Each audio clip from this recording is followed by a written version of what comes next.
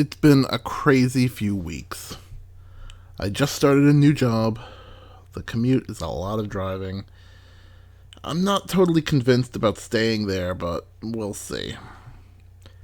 It's definitely kept me busy, though, and I just haven't had the time to sit down and collect my thoughts on the last book I read.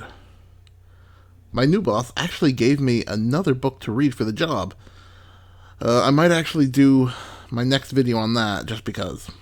But to get to today's topic, Three Men in a Boat. What is this? I think the best way to explain it is to call it a bit of light comedy from the Victorian age. Jerome K. Jerome was a popular humorist from that era. Now, I read the Oxford World's Classic edition of this old book, and that came with a very long-winded introduction. I slogged through the first few pages before losing total interest, where I learned this book began as a serious effort to write a travelogue for the growing audience of middle-class London travelers who wanted to escape the city for a ride on the Thames.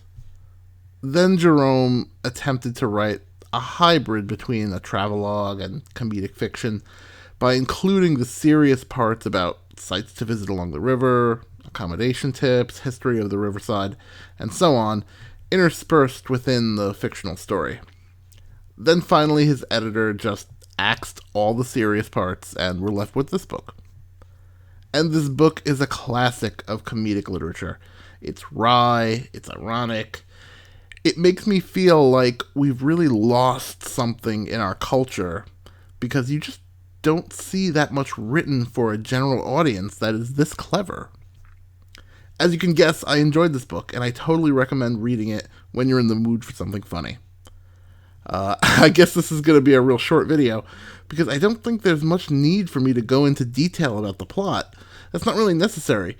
You have the narrator and his two friends who decide to take a 2-week trip rowing on the Thames with the narrator's dog.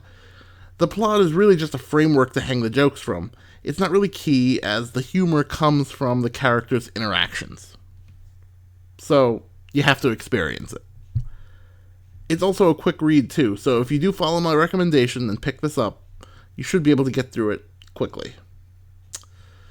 So, yeah, like I said, short video. I think that's it for now. I guess next I'll make a video about that book I had to read for work, at least when I could find some time.